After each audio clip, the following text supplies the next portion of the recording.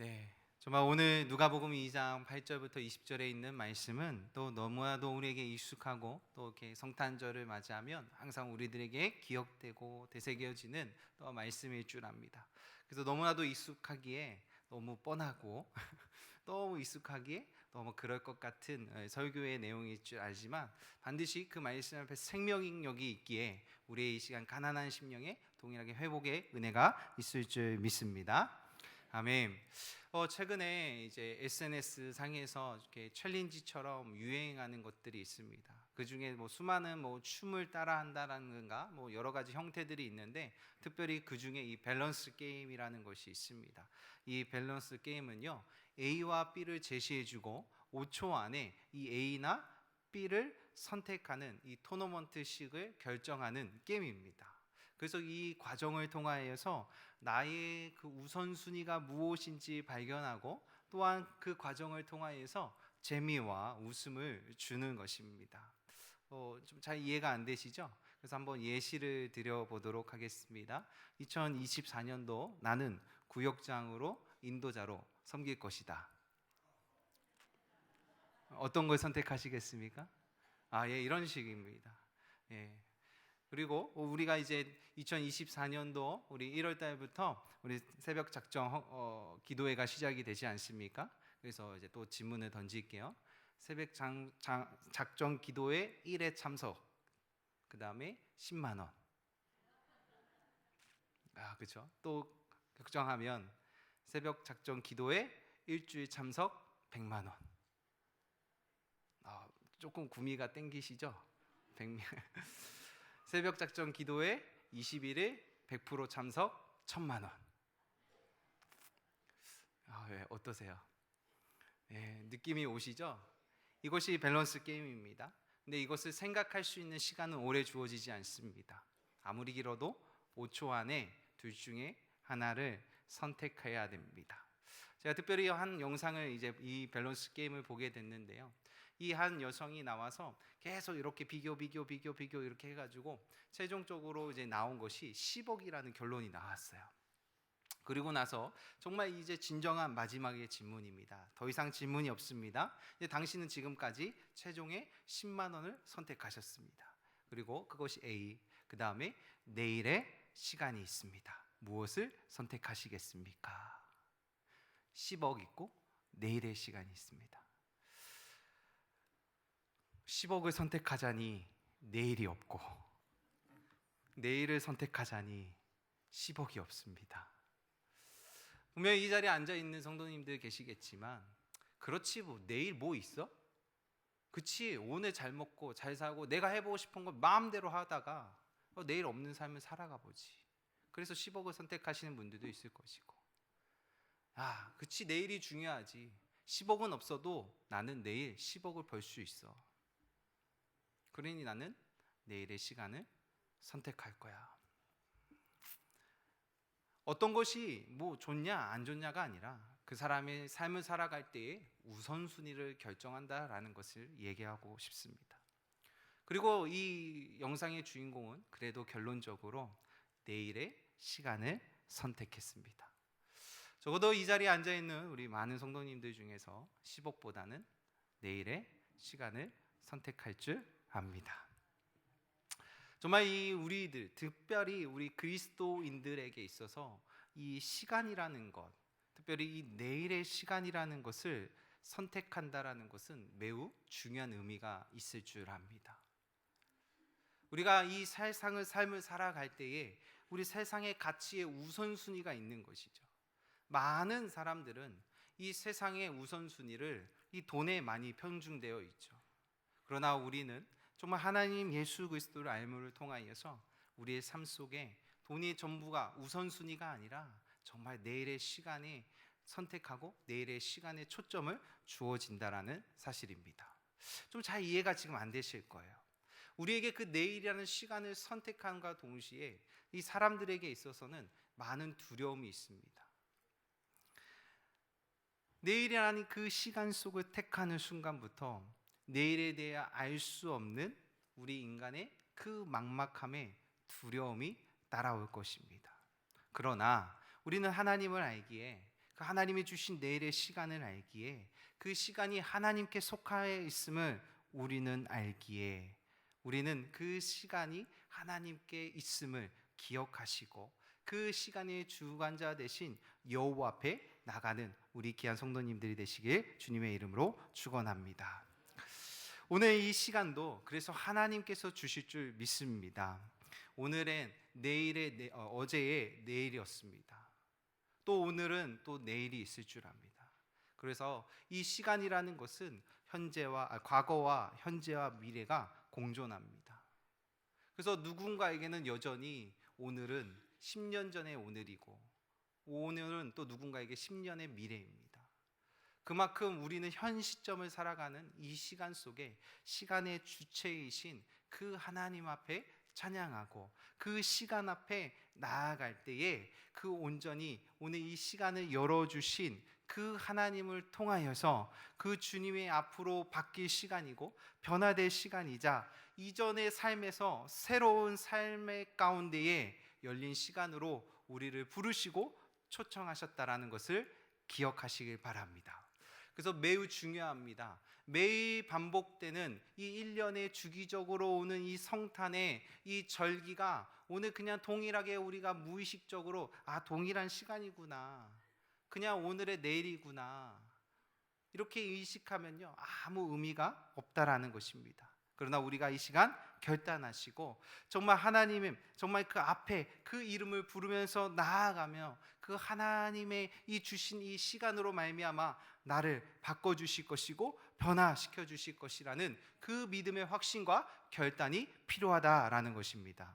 오늘 이 하나님 앞에 예배를 드리러 온 이 자리에서 우리 가운데 내려오신 하나님, 정말 이 땅 가운데 오신 그 하나님, 그 아들, 그 영광의 본체를 내려주신 하나님, 우리 가운데 오신 그 영광의 하나님을 마음을 다하여서 기쁜 마음으로 전심으로 그분 앞에 나아가는 결심이 필요합니다. 마음의 준비가 되셨습니까? 마음의 준비가 필요할 줄 믿습니다. 오늘 하나님께서 그 하나님의 시간대에 하나님에 맞춰서 하나님이 정말 이곳에 아기 예수를 보내셔 주십니다.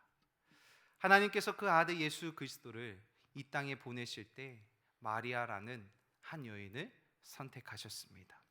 이 마리아의 몸을 빌려서 이 땅 가운데 오시는데 지극히 작은 여인이며 그야말로 누구도 주목하지 않았던 여인을 통하여서 오셨다라는 것입니다.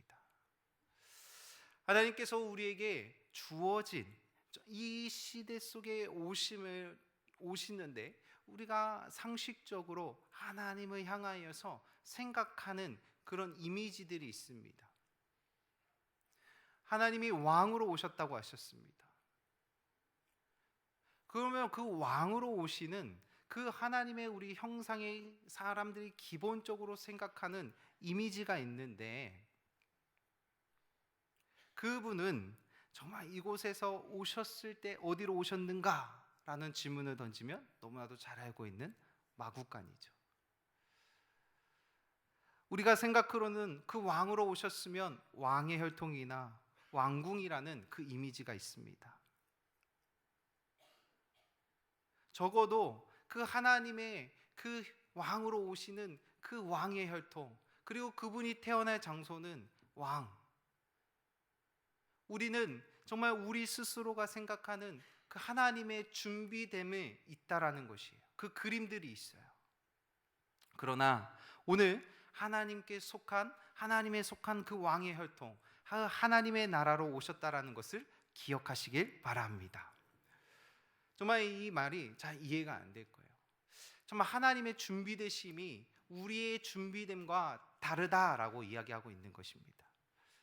하나님의 준비됨이 드디어 시작이 됩니다. 오늘 성경을 보게 되면 이 로마 황제 이 가이사 아구스의 명을 통하여서 이 천하에 다 호적을 하라고 합니다. 이 호적은 이 구레스 그 수리아 총독이 되었을 때 일어났던 사건입니다.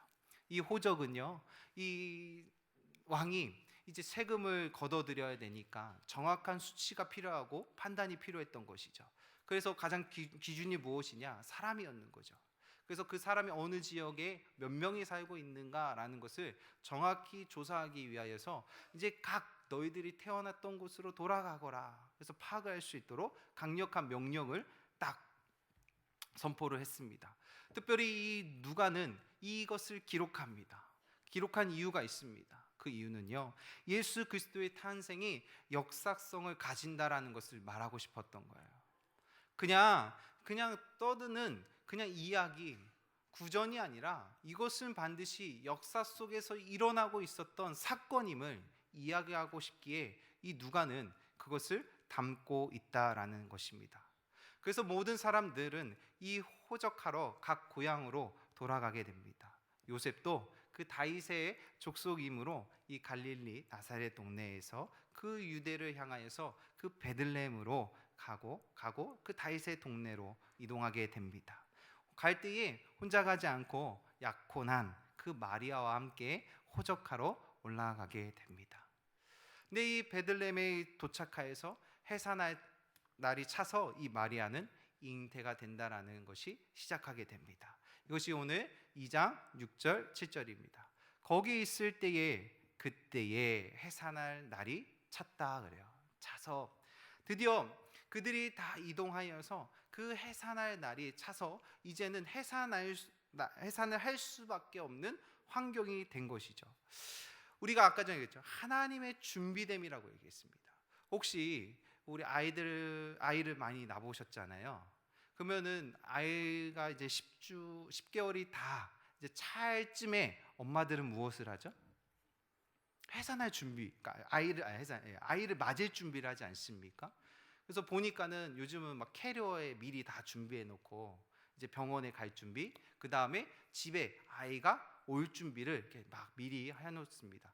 그래서 36주부터는 언제 나와도 이상하지 않으니까 그 해산에 준비를 하고 있다라는 사실이에요. 근데 오늘 이 마리아의 입장에서 본인이 분명히 이 성령의 감동으로 인하여서 이 독생자 아기를 품었다는 사실을 알고 있었습니다. 그래서 본인 스스로도 그 해산의 준비를 잘 했을 것입니다. 근데 이 해산이 거의 차서 어떤 명령이 지금 떨어지죠? 왕에 의해서 호적, 그 자기의 준비된 삶의 터전이 옮겨지는 역사가 일어난 거예요. 어떠세요? 당황스럽지 않습니까? 그리고 우리 인생 속에 이렇게 얘기할 수도 있을 것 같아요. 하나님이 나에게 하나님의 독생자 아들을 품게 하시고 하나님 허락해 주셨잖아요. 그래서 제가 뭐 나쁜 짓도 한 것도 아니고 제가 잘 품어서 잘 낳는 것이 하나님의 뜻이지 않겠습니까? 근데 왜 제가 잘 준비한 이 장소에 왜 하나님이 옮기시죠? 우리가 이렇게 하나님 앞에 원망할 수도 있고 기도할 수도 있다라는 사실입니다. 근데 오늘 이 성경은 강력하게 요구하죠. 명령을 인해서 나의 의견과 나의 지금 환경에 상관없이 강제적으로 가야 되는 상황이 벌쳐집니다. 근데 우리의 관점은요, 철저히 하나님의 준비된 그 관점으로 우리는 이 본문을 좀 이해하시고 바라보았으면 좋겠습니다. 그 관점에서 이제 7절을 보게 되면 그 첫 아들을 낳아 강보에 싸서 구에 누웠으니 이는 여관에 있는 곳이 없음이라라는 고백이 있어요. 우리가 이 여관에 있는 곳이 없다라고 했을 때에 우리는 이제 이미지상으로 빈방이 없구나. 여관에 갔는데 이 빈방이 없어가지고 예수 그리스도가 어쩔 수 없이 마구간에서 태어날 수밖에 없었구나라고 우리가 이렇게 인식을 합니다. 그것도 뭐 나쁜 해석이 아닙니다. 보편적인 건데 저는 좀 더 하나님의 준비된 관점으로 좀 이 흐름을 끌고 가고 싶은데요. 그 당시에 이제 아까 전에 호적하러 많은 민족들이 다시 한번 그 고향으로 대이동이 펼쳐지게 되잖아요. 그러니까 순간적으로 그 대이동이 이루어지니까 숙소나 모든 것들이 너무 과밀도가 되는 것이죠. 그래서 이 여관에 이 해산에 차서 해산을 할 수 있는 여인과 또 이방 가운데 몰려든 자들과 함께 지낼 수 있는 공간이 없다라는 것이에요. 그 여관이 이 해산을 가진 이 해산을 할 수밖에 없었던 이 여인을 맞이할 수 있는 준비됨이 없었다라는 것입니다. 그 해석의 관점으로 좀 이해하셨으면 좋겠어요. 그래서 그 여인, 해산을 준비할 수 없으니 그렇지만 그래도 구별돼서 나중에 든 것은 마구간이 있습니다 라고 한 거예요. 오늘 이 본문을 통하여서 이 하나님의 방법으로 하나님의 준비됨을 우리는 반드시 바라봐야 되고 인정해야 될 줄 압니다. 우리는 그 해산의 여인이 하나님의 것을 품었고 하나님의 것을 감당한다면 우리는 빈방이 아니라 좋은 호텔로 생각할 거예요. 하나님이 예배하시고 하나님의 준비된 것을 꿈꿀 수 있습니다. 그러나 오히려 하나님의 준비됨은 전혀 우리의 예상과 다르게 흘러가고 있다라는 사실이죠. 그분이 왕으로 오신다는데 내가 왕을 품었는데 그렇다면 그 왕에 합당한 준비됨이 필요한데 전혀 다른 하나님의 준비됨의 현실을 맞닥뜨리고 있다라는 사실입니다. 오늘 8절을 보면 그 지역의 목자들이 그 밤에 밖에서 자기 양떼를 지키더니, 그 지역이라는 것은 이제 베들레헴입니다. 하나님의 그 준비됨을 이제 하나씩 이루어가고 있습니다. 그 이루어가고 있는데 그 베들레헴 지역에 이 목자들을 통하여서 그 하나님의 준비됨, 왕의 오심을 찬양을 준비하고 있다라는 사실입니다. 이 베들레헴이라는 곳은 이 예루살렘이랑 아주 가까운 곳입니다. 이 베들레헴에는 그 예루살렘 성전에서 제물을 드리는 그 양들을 키우는 이들이 많다고 합니다. 그래서 양들의 특별 주인은 따로 있고 그 일꾼을 고용하여서 그 양들을 돌보는 일들을 했다고 합니다. 오늘 이 본문은 이 하나님의 천사들이 통하여서 이 목자들에게 하나님 예수 그리스도의 그 탄생을 알려주시는데, 머물 곳차 준비되지 않은 그 상황에서 하나님은 그 양떼를 지키던 목자들을 준비시킨 것입니다. 예수님께서 그 탄생하신 바로 그날 밤에, 그런데 그 지역의 목자들은 무엇을 하고 있었습니까? 오늘 8절 다시 한번 보면 목자들이 밤에 밖에서 자기 양떼를 지키더니, 오늘 이 하나님의 준비된 그 하나님의 준비되는 통로가 막 이렇게 인간의 관점으로 보면 말이 안 되지고, 그리고 하나님께서 그 준비된 가정 속에 오늘 이 목자들을 통하여서 일하고 계신다는 것이죠. 그래서 오늘 이 목자들을 통하여서 우리에게 주신 은혜를 사모하시길 바랍니다. 이 목자들이 그 예수님의 그 탄생을 미리 준비하고 또 그분을 맞이할 준비를 하고 있는 것을 고사하고, 그 예수님의 그 탄생에 대한 어떠한 생각조차 기대도 없었습니다. 목자들은 그저 그 자신의 주어진, 그 자신의 삶 속에 주어진 그 양떼들만을 돌보고 있었다라는 것입니다. 예수님께서 탄생하신 바로 그 순간까지도, 예수님께서 이 땅에 오신 바로 이 순간까지도 목자들은 그 예수 그리스도의 탄생을 준비하지 못했다라는 사실입니다. 우리에게 지금 이 시대에 적용하게 되면 사는 것이 너무 바빴고 또 너무 우리의 삶 속에 일에 치여져 있고, 그로 인하여서 이 구주의 탄생에 대해서는 미처 마음을 쓸 수 없었던 것이지요. 그런데 성도 여러분, 놀라운 사실이 있습니다. 예수님께서 탄생하신 바로 그 순간까지도 그 예수님의 그 탄생을 준비하며 기다리지 못했던 목자들에게 하나님의 그 천군 천사들 그 메시지를 통하여서, 그 찬양을 통하여서 그 구세주의 탄생을 목자들에게 알려주셨다는 사실입니다. 왜 주님은, 하나님은 그 천사들을 통하여서 왜 이 목자들에게 가장 좋은 소식을 먼저 그들에게 알려주었는가라는 것이죠. 우리가 또 생각하기에는 하나님의 준비됨이라고 생각했을 때 하나님이 이 땅에 왕으로 오셨다라는 것을 우리가 그 준비됨으로 우리의 상식으로 이해하면 차라리 목자보다는 제사장이나 선지자들에게 또 왕에게 알려서 정말 조금이라도 목자들보다 준비를 할 수 있는 자들, 또 적어도 조금이라도 준비됨이 있는 자들에게 그 소식을 먼저 알려주는 것이 더 합리적이고 더 상식적이지 않겠습니까? 그러나 하나님께서는 오히려 그들보다 못하고 우리가 객관적으로 보여지는 그 평가에 미치지 못하는 그 목자들을 통하여서 하나님의 준비됨을 보여주고 계시다라는 것입니다. 그렇다면 목자들의 그 특징이 있는 것이죠. 지금 그들의 환경이 있습니다. 그것이 첫 번째가, 목자들이 가장 큰 임무는 양을 외부의 적으로부터 지키는 것이었어요. 밤새도록 서 있다 그랬어요.